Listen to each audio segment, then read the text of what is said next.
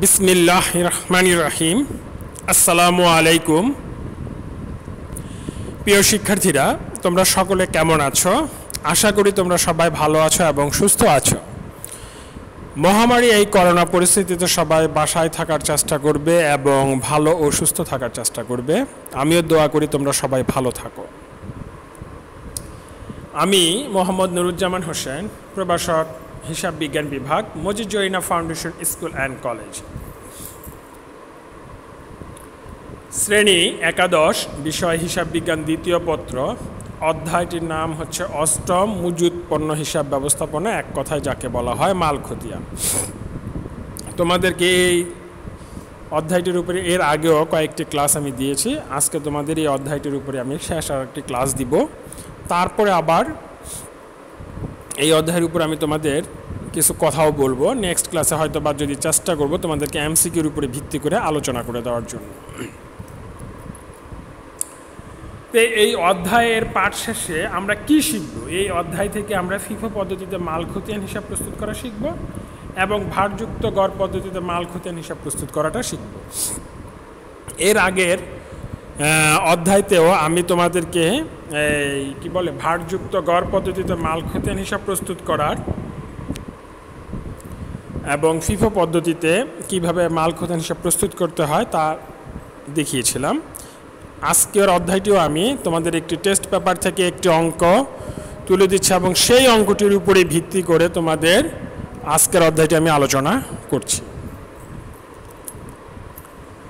অধ্যায়টিতে অঙ্কটিতে আলোচনা করার আগে আমি তোমাদেরকে আবারও বলতে চাচ্ছি যে এখানে মেইন কথা হচ্ছে ফিফো। ফিফো মানে হচ্ছে ফার্স্ট ইন ফার্স্ট আউট, আর লিফো মানে হচ্ছে last in first out.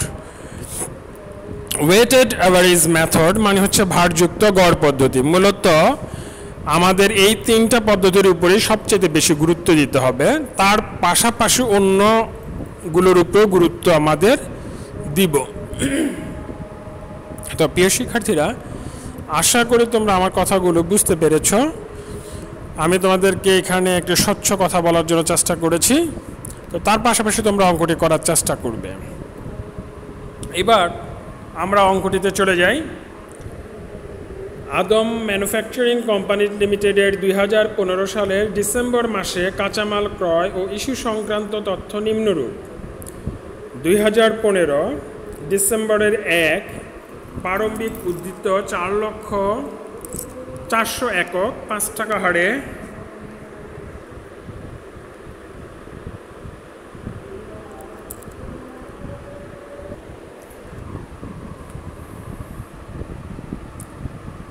Adam manufacturing company লিমিটেডের 2015 সালের ডিসেম্বর মাসের কাঁচামাল ক্রয় ও ইস্যু সংক্রান্ত তথ্যগুলো নিম্নরূপ। 2015 ডিসেম্বরের 1 প্রারম্ভিক উদ্ধৃত 400 একক 5 টাকা হারে। ডিসেম্বরের 7 ক্রয় 200 একক 10 টাকা 40 টাকা হারে। ডিসেম্বরের 9 ইস্যু 410 একক। ডিসেম্বরের 11 ইস্যু 45 একক। ডিসেম্বরের 16 ক্রয় 350 একক 11 টাকা হারে। ডিসেম্বরের 19 ইস্যু 210 একক। ডিসেম্বরের 21 ইস্যু 410 একক, ইস্যু না বলে এটা ক্রয় হবে, ক্রয় 410 একক 11.80 টাকা হারে। 28 ইস্যু 310 একক। 31 কারখানা হতে ফেরত 400 একক। গুদাম রক্ষক 29 তারিখে 40 একক মাল ঘাটতি পেয়েছে। 40 একক মাল ঘাটতি করে কি ঘাটতি? ক ডিসেম্বর মাসে মোট ক্রয়ের পরিমাণ এককে নির্ণয় করো। খ 1, 7, 9 ও 29 তারিখের তথ্য ব্যবহার করে ফিফো পদ্ধতিতে মাল খতিয়ান প্রস্তুত করো। গ 1, 11, 19, 21 তারিখের তথ্য ব্যবহার করে ভারযুক্ত গড় পদ্ধতিতে মাল খতিয়ান হিসাব প্রস্তুত করো। আমি তোমাদেরকে প্রথমেই বলেছিলাম অঙ্কটি করার আগে যে এই অঙ্কটি আমি মূলত একটি বোর্ডের একটি অঙ্ক দিচ্ছি। এই অঙ্কটা তোমরা আমি করে দিচ্ছি, তোমরা এই অঙ্কটি করার চেষ্টা করবে। ডিসেম্বর মাসে মোট ক্রয়ের পরিমাণ নির্ণয় করতে বলছে। তাহলে ডিসেম্বর মাসে মোট ক্রয়ের পরিমাণ হচ্ছে তারিখ, বিবরণ, একক, একক। তাহলে 2015 সালে ডিসেম্বর মাসে ক্রয় করেছে এই যে ডিসেম্বরের 7 তারিখে ক্রয় করেছে 200 একক। তারপরে ডিসেম্বরের 16 তারিখে ক্রয় করেছে 350 একক। তারপর ডিসেম্বরের 21 তারিখে ক্রয় করেছে 410 একক। এই তিনটা যোগ করলে 3 এর 2 কত 5, 5 আর 4 কত 9, 960 একক। তাহলে মোট ক্রয় হচ্ছে 960 একক। মোট ক্রয়ের পরিমাণ কত একক? 960 একক। এইভাবে ক্রয়ের পরিমাণ জানতে চাইতে পারে, ইস্যুর পরিমাণ জানতে চাইতে পারে, ঘাটতি মালের পরিমাণ জানতে চাইতে পারে, সমাপনী মজুত পণ্যের পরিমাণ জানতে চাইতে পারে। তাহলে আমরা সেটা সেইভাবে ক্যালকুলেশন করে কি করব? বের করব। আশা করি প্রিয় শিক্ষার্থীরা তোমরা আমার কথাগুলো বুঝতে পেরেছ।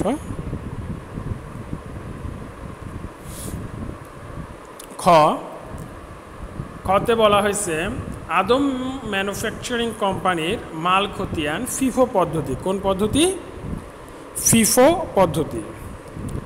মালের বিবরণ, কোড নাম্বার, বিন নাম্বার, সর্বোচ্চ মাত্রা, সর্বনিম্ন মাত্রা, পূর্ণ ফরমায়েশ মাত্রা।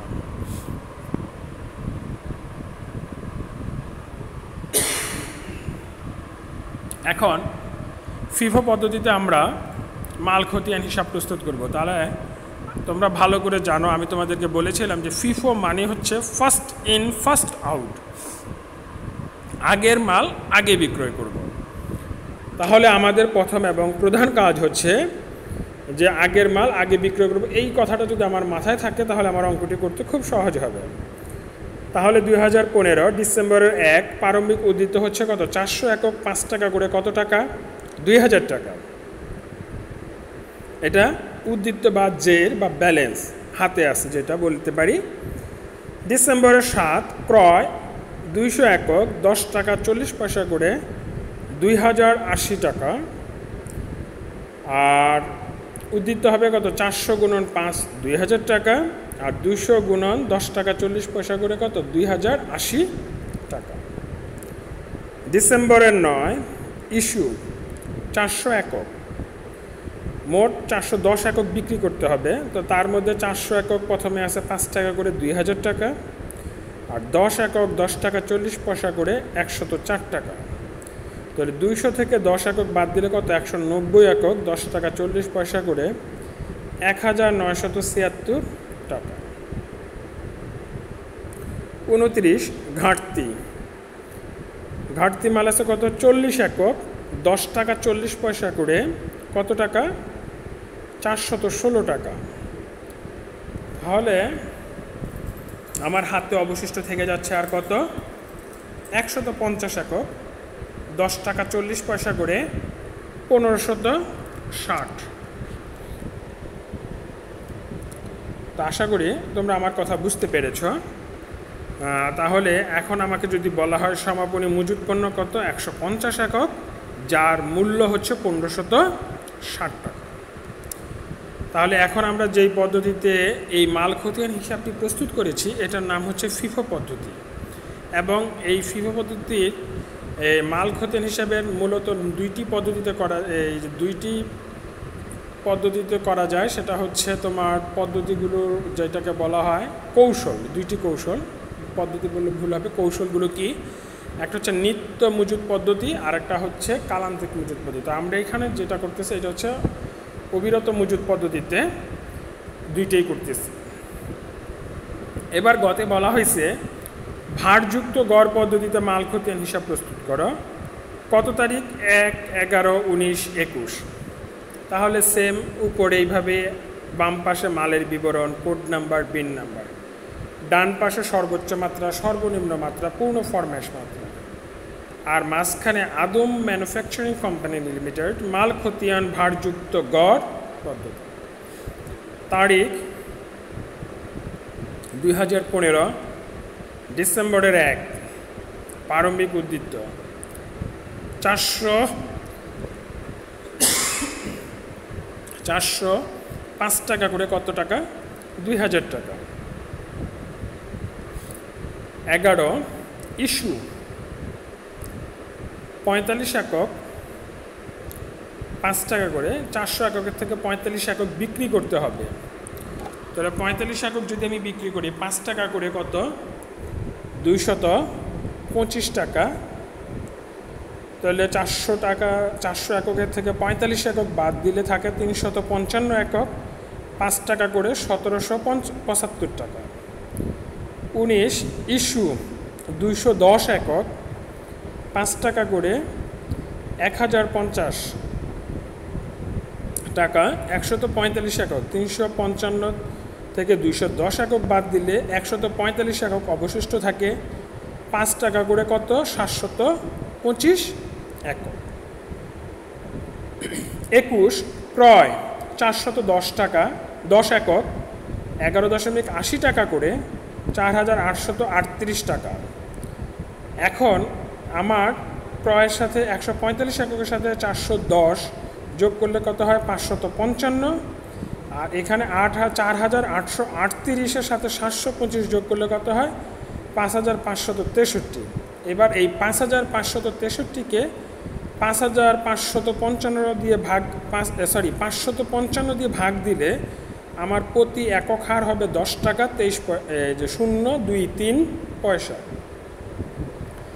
এইবার আমি দেখো এখানে তোমাদের ভারযুক্ত যে গড় পদ্ধতি, এখানে তুমি কিভাবে বের করবে? খুব একটা প্রভাব বিস্তার করেছে সেটা 21 নম্বরে গিয়ে যে কিভাবে, যে আমি স্যার এটা কীভাবে বের করবে। যেমন আমার ক্রয় সংক্রান্ত যেই জিনিসটা, ক্রয় এবং এই যে উদ্বৃত্তর যেই ঘরটা থাকবে, এই দুইটাকে আমি কিভাবে মানে গড় হার বের করব, তখন আমার পরিমাণ মানে একক একত্রে যোগ করব আর পরিমাণের টাকা একত্রে যোগ করব, যোগ করে দুইটাকে যে মানে ভাগ করব, ভাগ করলে আমার দর বা হার পরিমাণ বের হয়ে যাবে। তাহলে আমার সমাপনী মজুদ পণ্য 555 একক, যার মূল্য হচ্ছে 5563 টাকা। আশা করি তোমরা আমার কথাগুলো বুঝতে পেরেছ। একটি অঙ্ক তোমাদের দিই, এটা তোমাদের বাড়ি কাজ থাকবে। 2016 সালের জানুয়ারি মাসে অনেক লিমিটেডের পণ্য ক্রয় ও ইস্যু সংক্রান্ত তথ্য নিম্নে দেওয়া হলো। তারিখ, বিবরণ, একক প্রতি মূল্য। জানুয়ারি 1 প্রারম্ভিক উদ্বৃত্ত 200 একক 10 টাকা করে, ক্রয় করছে 300 একক 11 টাকা করে। 7 হচ্ছে ইস্যু মানে বিক্রয় 250 একক। 15 ইস্যু করছে 150 একক। 21 ক্রয় করেছে 300 একক 14 টাকা করে। 31 ইস্যু 225 একক। তবে দেখো এখানে ইস্যুর পাশে কোনো মূল্য লেখা নাই। পরীক্ষার হলে অনেক সময় মূল্য লেখা থাকে, সেক্ষেত্রে তোমরা ওই মূল্যটাকে গ্রহণ করবে না। তোমরা যেই মূল্যে পণ্য কিনেছো, ফার্স্ট ইন ফার্স্ট আউট করলে যেই মূল্যে পণ্যটা কিনেছো ঠিক সেই মূল্যে পণ্যটা কী করবা? বিক্রি করবে। ভারযুক্ত গড় পদ্ধতিতে তো কী বলেছিলাম? মোট এককগুলো যোগ করতে হবে আর মোট টাকার পরিমাণ একত্রে করতে হবে। তারপর টাকার পরিমাণকে একক দিয়ে ভাগ করলেই দর বা হার, একক প্রতি দর বা হার বের হয়ে যাবে। ক নম্বরে বলা হয়েছে সমাপনী এককের পরিমাণ বা মূল্য নির্ণয় করো। খতে বলা হয়েছে ফিফো পদ্ধতিতে মাল খতিয়ান প্রস্তুত করো। গতে বলা হয়েছে ভারযুক্ত গড় পদ্ধতিতে মাল খতিয়ান হিসাব প্রস্তুত করো। এই অঙ্কটি তোমাদের বাড়ির কাজ থাকবে। অবশ্যই এই অঙ্কটি বাসায় চর্চা করবে ভালোভাবে এবং কোথাও কোনো সমস্যা ফিল করলে আমাকে জানাবে। তো প্রিয় শিক্ষার্থীরা, আজ এই পর্যন্তই। তোমরা সবাই ভালো থাকো এবং সুস্থ থাকো, এই কামনা করে আজ আমি তোমাদের থেকে বিদায় নিচ্ছি। আল্লাহ হাফেজ, ধন্যবাদ।